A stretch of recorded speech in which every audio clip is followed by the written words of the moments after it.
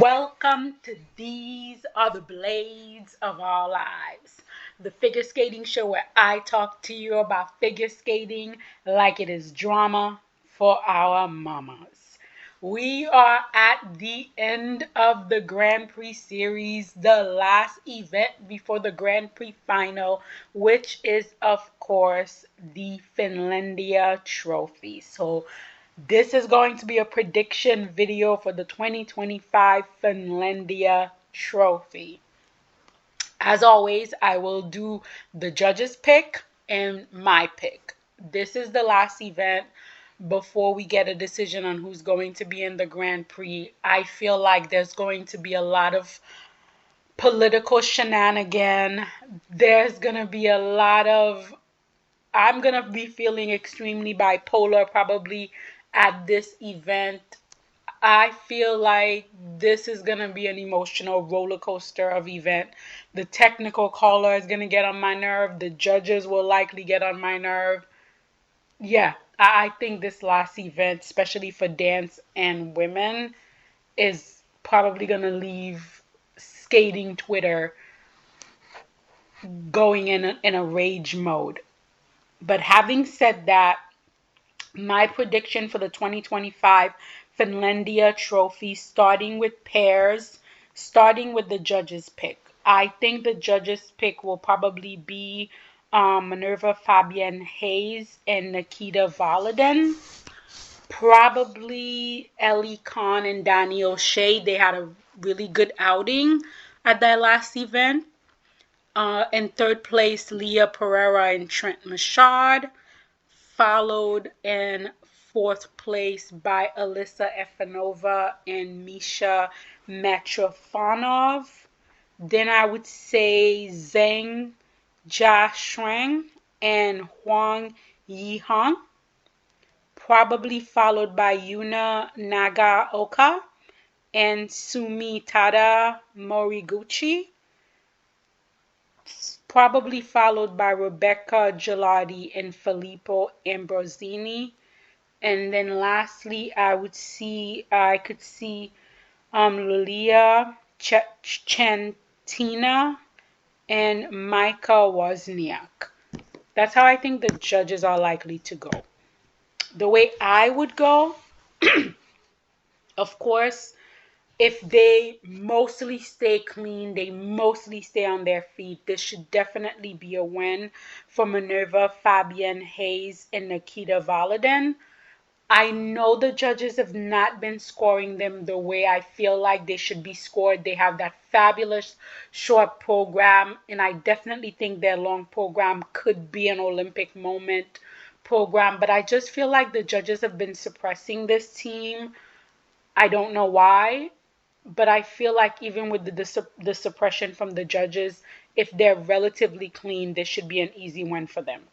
I am going to go with the young Chinese pair for second place. Now, I know there's a little controversy about him in terms of his humane side in this pairing situation.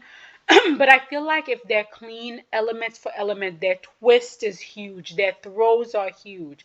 The side by side could be iffy. Their lifts, they cover a lot of ice. They have a lot of speed. They still need room to grow. The packaging needs to be a little more. But given what's happening with the other pairs in the field, if the judges are judging fairly, then I would definitely have them excuse me guys, in second place here. And third place, I would have Alyssa and Misha. I know the side by side jumps are problematic, especially for Alyssa, but I like the fact that this young pair tries new things. I like the fact that they want to grow. I like the fact that they're musically connected and they project to the audience. There's so much about this pair that I like, and I don't think the side by side being problematic is a complete deterrent to all of their positive. And fourth place, I would put Leah and Trent. I really like their short program. It's sexy, it's sleek, it's fresh, it's funky. I like it a lot. The long program, maybe because I haven't seen it clean, doesn't have the same effect for me. But I feel like if they're gonna have two clean programs, this would probably be it. I will put Ellie and Danny behind Leah and Trent. And I know the last event they have was an absolute surprise to me. It was fabulous. It was wonderful. I just, if you do the consistency and the percentage, the numbers are just not there. But I would love to be surprised once again by them having two fabulous programs. Then I would have Yuna and Sumitada. This is a pair that's growing. Every time we see them, they get a little bit better. They improved a little more. Yeah, there's still a lot of room to grow. There's still a lot of improvement needing to be made. But you could definitely see this is a hard-working team, and they're putting in the effort to get the job done. Then Rebecca and Filippo. You guys know how much I adore, absolutely adore Rebecca and Filippo. However, I do not like their short program this season. It does nothing for me. And they're also a pair that struggles with the side by side. They both struggle with the side by side jumps.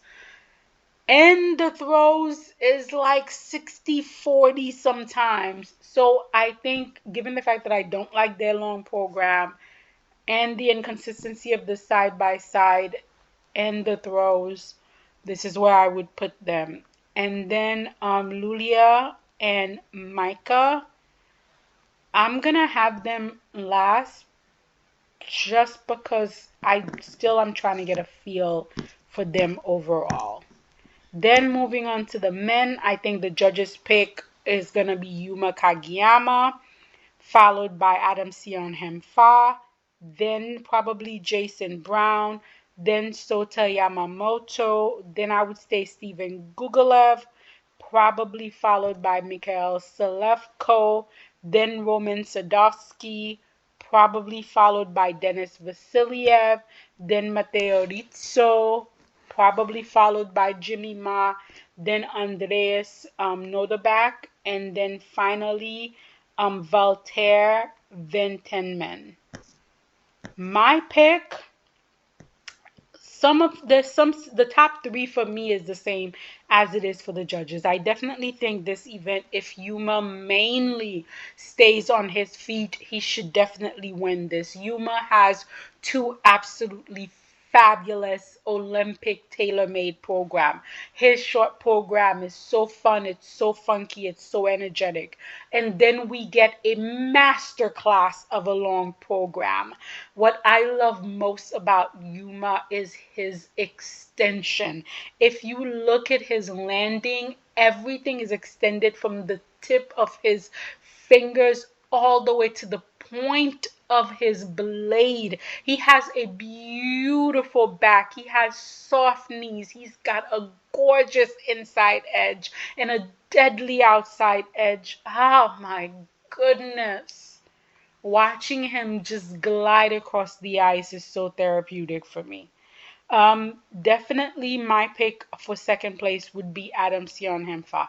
I hate the outfit. The outfit is awful. I really pray he does not take that outfit to the Olympic, but I have the utmost respect for Adam and his commitment to the character and his fighting spirit. You know, with Adam, you're gonna get a fight for every jump.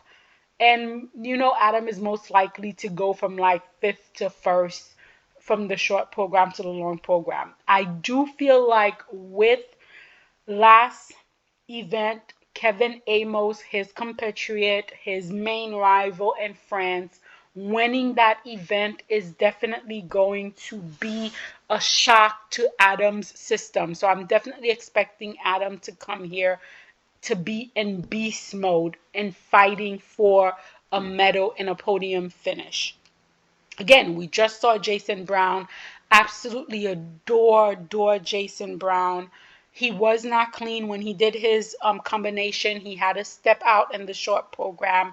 There were also some mistakes in the long program. He's definitely going to be looking to improve technically at this event. So we're going to have to wait and see. I hope he can skate that short program cleanly because, oh my goodness, if that program can be skated completely cleanly by Jason, this could be a moment. And then the long program is just all of that raw emotion that we can only get from Jason. I think if he's clean here, the judges will definitely put him on the podium. I'm putting on fourth place Denis Vasiliev. I know, I know, I know. This is my pick. This is a personal preference. This is me speaking this into being. I know technically there's a lot missing. I know there's also other things, other factors going on. But I would love to see Dennis do really well at this event to put, everything that's going on behind him. Then I would like to put in fifth place Matteo Rizzo. Again, I know this is highly unlikely. Matteo's coming back from injury. He's struggling with his jumps. He's all over the place. But for me, the two top Italian men that I would love to see get spots are definitely Matteo and Nikolai Momola. And I don't see that happening, but again, I want to keep putting it out there because I really don't want the Pope to be dying on Italian ice at the Olympic. I really don't. I'm sorry, I don't. Then Sota, I expect Sota to have a really good short program. And then in the long program, his nemesis, the triple axel and the other jumps, probably will rear their ugly head. Poor Soda. I feel like this skater just cannot get a break from the universe, cannot get a break in terms of being injured. And my heart definitely goes out to him. Following Sota, Roman, I would also like Roman to do really well here. We know we have a huge battle in Canada for that one men's spot. And I think given the feel in Canada, if I had to pick the skater that I would love to see get the opportunity to perform at the Olympic, and yes, I know the inconsistency of Roman. Yes, I know what happened at the last Olympic with Roman. I know all of this. But still, I believe in redemption. I believe Roman has been slowly rebuilding himself, and I would love for him to get the opportunity here. Mikhail, he is the younger brother. You guys know how much I adore the older brother who is giving us everything in that smexy, absolutely smexy Prince number. So we're going to get to see the younger brother here. Again, I'm not really a big fan of either of his program, but I think if he can skate clean and give us some quads when other skaters falter, he may be the dark horse. So he's the skater that I would put as the dark horse. And then Andreas, I'm trying to recall the last event I saw him at, how he performed, but I honestly can't remember. I'm sorry. I totally skipped over Steven. I'm so sorry, Steven. I apologize. My bad. I think Steven is definitely in a very positive trajectory in his career. The jumps are looking much better. He's looking a lot happier. I feel like he struggled for so many years with growing pain, with regaining control of his jumps, with regaining control of his body in general. And I'm pulling for Steven. You can also see that work is being done on the skating skill, the composition, trying to make him a more well-rounded skater, trying to smooth out those rough edges. So, but unfortunately for Steven, Canada only has one spot for the men. Jimmy is going to entertain the hell out of us. He probably will have a fabulous short program, will probably find himself in fifth to fourth place.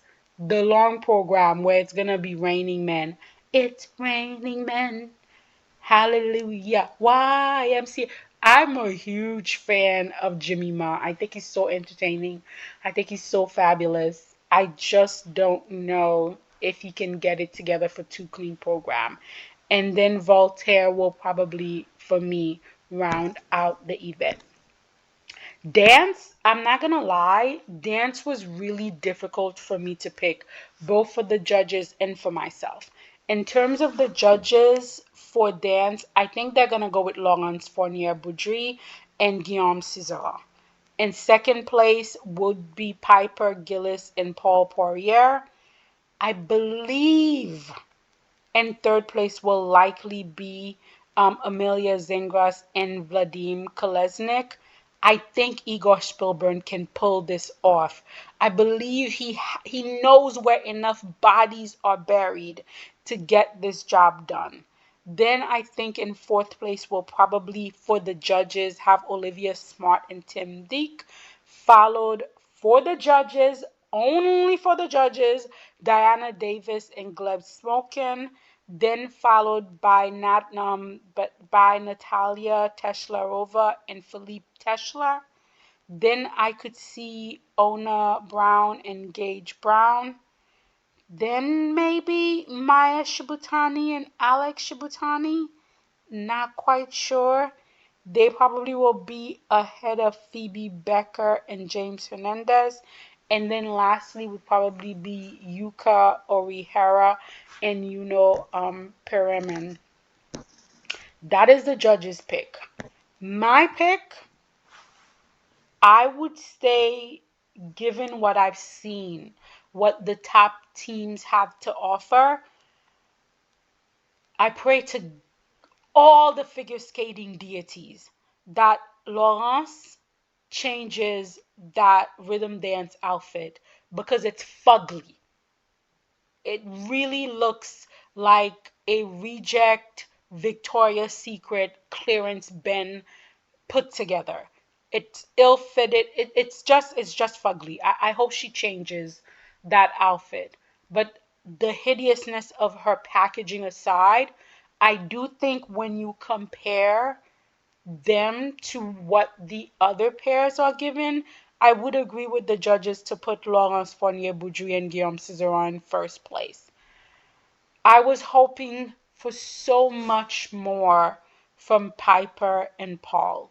The Ruth Paul theme rhythm dance has potential. It has a lot of potential. I don't think the I'm too sexy part is necessary. I think they should definitely swap out that piece. I'm not crazy about her little get up either. It's not as bad as Laurence, but it's not great either. The free dance, again, I was expecting so much more. I feel like I preferred almost the older version of the Vincent piece to this new version. So for me, I would also agree with the judges and I'll put them in third place.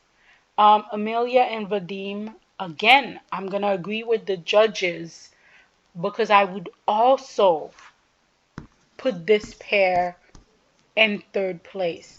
There's so much that I like about this young pair. Yeah, the rhythm dance is not the most interesting, the most innovative, the most creative, but I feel like the theme makes it impossible for people to be creative, inventive, and all that good stuff. The theme itself is such a limitation that this is what we end up with.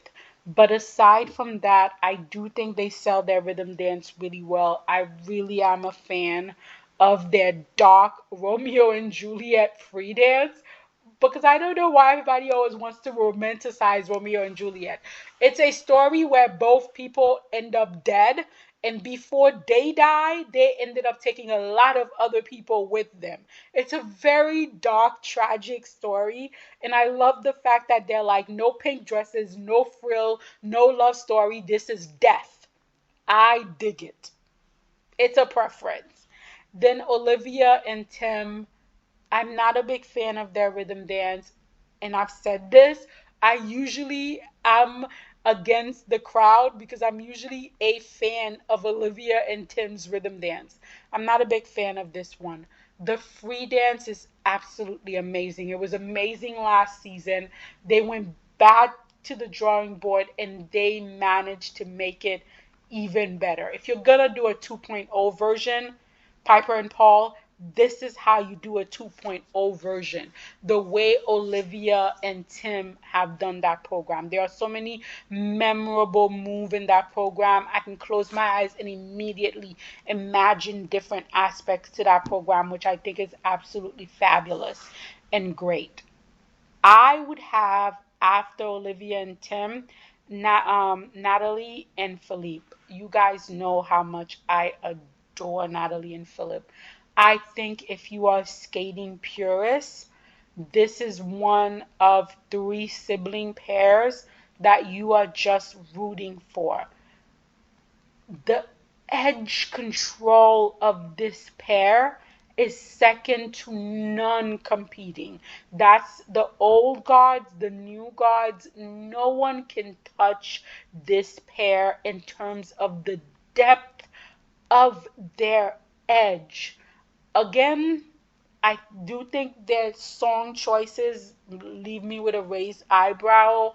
I do think the free program is a little shaky and it needs work, but basic skating skills, this pair should be getting 10 at every outing. Another brother and sister pair that I absolutely love are the Brown, another pair with such beautiful skating skill. But not only do they have beautiful skating skills, but they also have interesting program. That Godfather program, chef kiss. Then after the Brown, I would have Diana and Gleb. I understand. I know that the 10% bonus married by the white dinner envelope is going to get this pair far.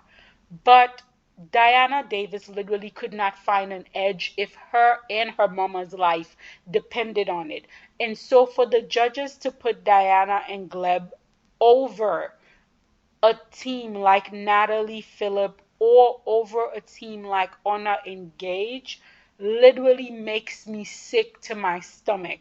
The edge control of these two pairs is in a whole different class, and to have them be below Diana and Gleb as a skating purist is very upsetting to me. In terms of Diana and Gleb's program, the rhythm dance, it aligns with everything that everyone else is doing. And then the free program is generically lovely. Maya and Alex continue on their comeback. I'm just not sure how much improvement could be made from their last event to this one. Again, I'm pretty sure coming back after 7 years, the nerves, there was a lot that was going on, but I just don't know how much improvement could be made in just this small time frame. Now, I know that Yuka and Juno do not have the best skating skills in the world. They do not have, you know, the smoothest lift. I know they are rough. They are a diamond in the rough. But no other pair out here is entertaining us, is delivering, is giving us pace the way that this pair is giving it to us. And aside from the technical, I just appreciate them so much. And then rounding up is Phoebe and James. This pair has got a lot of potential and they're just using this time to really learn and soak in information. Then finally for the women, the judges pick, I think they're probably gonna go Amber Glenn in first place, Mona Shiba in second place, Luna Hendricks in third place. She will probably be followed by Rion Sumiyoshi, then probably Brady Tennell. I can definitely see Brady followed by Lauren Child, then Madeline Skizas, then maybe Lida Kahuman, probably followed by Olivia Lisso, and lastly maybe Selma Valetalo. That's how I think the judges will probably go. My pick, there are some differences to my pick. I would say, okay, in first place, I agree with the judges. Amber Glenn. If she is clean, love, love the Madonna program. If that program is skated clean, and she gets the triple axel, definitely will break 80. I can see the judges easily giving her 82. A clean Madonna program with a clean triple axel, definitely a 32, would not bat an eye about it. The long program, I also like the long program. If again she could be relatively clean in the long program, the judges are going with her as they should. In second place for my pick is also Monashiba. Love that Donna Summer short program. She is selling it.